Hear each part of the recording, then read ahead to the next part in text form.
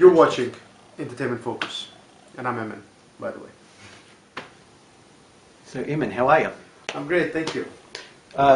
Busy day, obviously, promoting the new Busy day, we've record. done plenty of interviews, couple of days on the road, all around Britain, Manchester, Liverpool, so a lot of places, a lot of radio stations. So have you been in London very long? I've been here for 3 days already. This is my third day. Tomorrow we're doing This Morning, ITV, and then we're off to Moscow for a day, and then to Baku for Eurovision. Wow, very busy. Exciting, really exciting. So your UK debut album came out last year. Yes, one day. With Wonder. You've got a new album coming out this month. After the Thunder. Tell us a bit about the record. Well, it's been produced by Mr. Brian Rowling, who's absolutely incredible, and he's done my second album. We had some success with Wonder last year. The first single, Obvious, which I've co-written with Jamie Scott, became Record of the Week on Radio 2.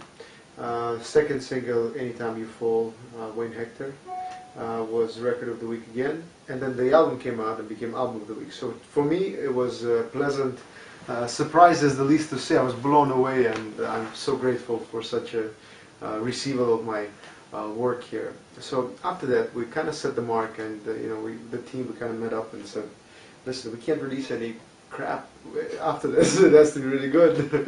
So we kind of took our time, and in the past year and a half maybe, I've written, recorded over maybe 40, 50 songs roughly, and only 12 made the album. But it doesn't make the other ones terrible, it just makes the album really good, because we picked only the best stuff that with different lyrics, so nothing is about similar stories or similar tempos or keys. So it's very different, diversified album, and I think it's the best one I've done. This is my second international release, and this is my sixth in my career, sixth album.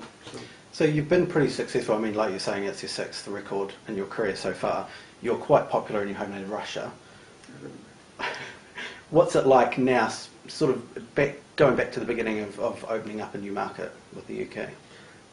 Well, in the beginning it was weird, because to break an artist in Britain, so it was explained to me, takes at least an album with good songs and a showcase. And a showcase is like a fork in the road, where the industry comes to see you. You perform in front of people that are not really applauding in between songs, well, supposedly. So they really, hyped me up about being concerned with this showcase. And that was a year and a half ago. It was at the Savoy.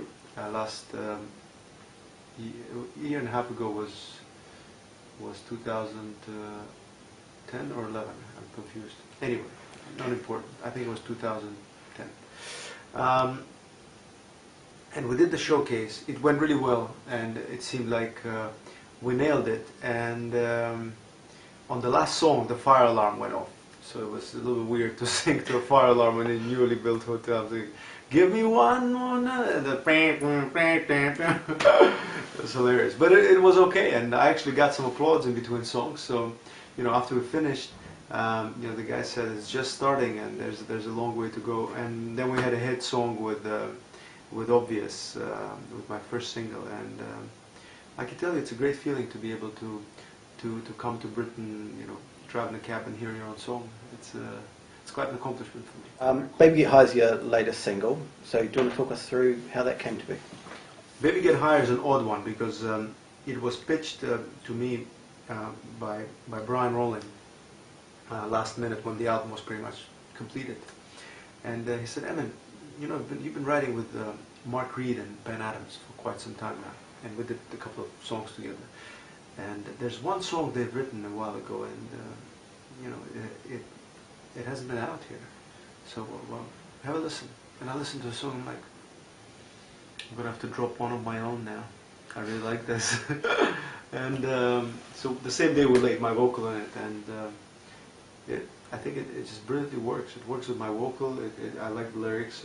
The tempo is right. It almost reminds me of, it's like a ray of sunshine when you listen to it. There's something so positive about the song that even doing it live, it's such an upbeat song, yet it's not a typical dance track.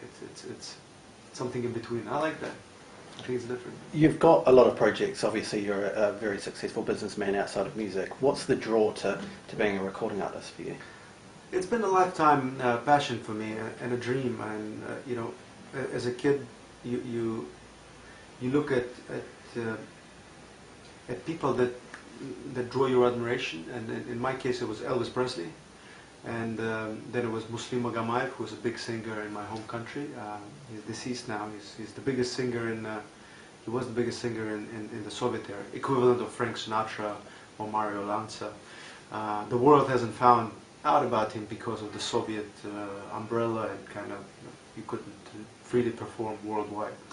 And it seemed like when I reached the age of 15, I realized that something that really strikes me as amazing is a singer with an audience on stage, and there's something really cool about it. And I started singing and writing, and my first band was a covers band in New Jersey, and I was performing Elvis's covers, which was hilarious, I guess, at the time. But that came a long way for me, and 10 years later I released my first album, and I just decided that whatever I do in my life, whether it's business, family, music is something that completely takes me to a different, state of mind. I don't consider this work. I'm so happy, recording or writing or spending any free time I have on my music, improving it, making it better, trying to write the song, the one, and it's a lifetime journey. I don't think I'll ever drop it. Hopefully, I'll never lose interest, and I plan to continue doing this as much as I can. So is it important for you to have a lot of input into your music in regards to writing?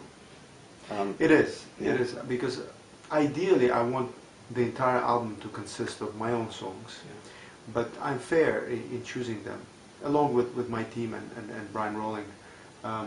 If a song is proposed to me, and objectively I listen to it and it sounds better to me than the one I've written, I'll drop my own. Although sometimes it's not an obvious choice, but even the ones I drop, I still do them live when my management is not around, and the audience seem to like it. And I think you have to be objective and fair, because in the end of the day, people that listen to your album, they don't really pick. At least I don't think they pick through. So this is written by Emin. Oh, this is not written by Emin. I'm not going to listen to it. I mean, they listen to the album. If the song is good, it doesn't matter who wrote it. Yeah. And of course, I'm double happy if I'm the writer. So you've worked with a lot of very talented people in the industry. Is there anyone that you would like to collaborate with in the future? Definitely. I've through Brian Rolling, through his camp, I was introduced to amazing writers. One of them is, of course, legendary Paul Barry, who's written Bailamos, the hit for Enrique, Hero, also for him, and Believe for Cher, and many tracks with James Morrison. And Jamie Scott, who is fantastic. My debut single, Obvious, was a co-write with Jamie. Then there's Ben Adams and Mark Reed. There's Rob Davis, that has written the biggest hit that Kylie Minogue had, Can't Get You Out of My Head. And I mean, these guys, you write with them, they're not only super talented, they're pros in writing, but in the end of the day, there's no guarantees that you will end up with a good song at the end of the day. It has to be an honest song, otherwise Brian will scrap it, and we know it. We all know it. You cannot, bullshit your way through with him. And the song has to be honest. It has to have emotion. It has to have a story. It can't be about blue sky and the birds and the sunshine. It has to mean something. And I think today a competitive song really needs to be like that. And I think that's why I click with the guys so much, is because we'll sit and argue about the lyrics. This doesn't make sense. This is taking us in the wrong direction. This is confusing. Well, after the chorus you said this, and on the verse you're trying to say no, it's not working. And I mean, it's a constant argument, but we do end up with a finished song in the end of each session, at the end of each day. And for this album, I ended up with 40 or 50 songs, and it's hard to pick them. But I hope some of them will be used in future projects. Perhaps we have some plans for films. Some of them, for example, the song "Never Enough" was initially pitched to me. It's written by again Mark Reed and Ben Adams from A1, and it was pitched to me for the album Wonder, and it never made the album because it didn't have a proper chorus. And 2 years later, I'm singing this at Eurovision, which is in a week. So some songs do return to you somehow, and I think there's a right time, right moment for a good song that perhaps has been shelved for some time. So let's talk about your live performances, because you've just mentioned Eurovision. You're going to be performing there in a week. How do you prepare for something like that? Because it's a very big audience. Do you get nervous? You do. I think if you don't get nervous, then you can't give a good show, because you have to be anticipating it, and part of it is being nervous. But it's the right kind of nervous. It's not scared nervous. It's more like excited nervous, which is, I think, the cooler way to be nervous. And I don't know. To tell you the truth, I've never performed in front of 300 million people before, so this is going to be a first for me. Be an experience. So it's an experience that I guess 10 days. In 10 days, I'll be able to tell you exactly what it feels like. But so far, my biggest live performance was 2 weeks ago, and it was in Baku. I performed in front of 80,000 people. It was a free concert to support Eurovision, and we expected 5, 10, 8 maybe, but we never expected 80,000 people to show up. And down to second or third song, they were cheering my name, and it was the coolest experience of my life. And after you experience something like this, it gives you a complete different scale of understanding of how important it to be for you to be fully prepared, perfect vocal, great band, good sound, because you are privileged to perform in front of a lot of people. So you cannot take that privilege for granted, and you have to live up to what people came to see. And the further you go, the harder it is to live up to the image you create around yourself. And I think it's a challenge that I'm yet to experience after Eurovision. So what are UK audiences like in comparison to your Russian fans? Well, I can't say that I had many gigs here. The big gig I had was a little bit under a year ago. It was a place called Under the Bridge at Chelsea, and it was my first proper ticket concert here in London. I can tell you that I'm quite new here and a little bit unknown at the moment, so it wasn't a full sellout "Emin, I love you" kind of gig. So it's a conservative type of show. So, but you have to be prepared for any audience. Of course, it's easier to sing to the people that absolutely adore you and they're reaching out to you, and there's many of them back at home, and then you come here and it's quite different. But it's a building process. I've been there in Russia, 5-7 years ago, and I've been there in Azerbaijan, 4 or 5 years ago. So I mean, it's time for UK, and I think any new market has to learn to like you if you're good enough to be liked. So I'm hoping that I am, and I'm hoping that I could be even better in the future, and hopefully in a couple of years I could have a bigger gig here. We plan a tour in Europe, and not only in Britain. So in other countries, European countries, are yet to see my show. So to help sell your shows over here in the UK, what's the biggest draw, do you think, to an Emin performance? Well, I think there are two big components that are important for me personally, and not only in my show, in any show I go to see of other acts. It's important that the material is good, the songs are honest. It's one component that a person who is potentially going to see your show can listen to you on YouTube or cloud, or download your music or buy your album. And then you have to live up to the idea that you create after a person listen to your songs for the first time, once he's at the show or she's at the show. So the show has to be an honest performance. It's not an act. I don't dance on stage. I don't do anything rehearsed.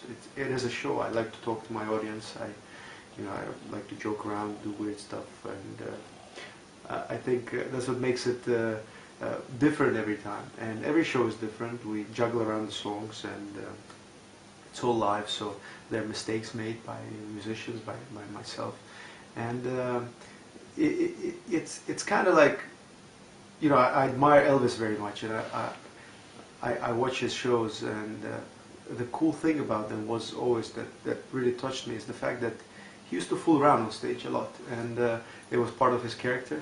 And I think that, you know, I have that resemblance just a little bit, that I also like to fool around, not just on stage, but just in my life, you know, do funny stuff. And when you do it on stage, you get the reaction, and I think it's pretty exciting. So you got Eurovision coming up, you got the release of the album coming up, the single's doing pretty well on radio at the moment.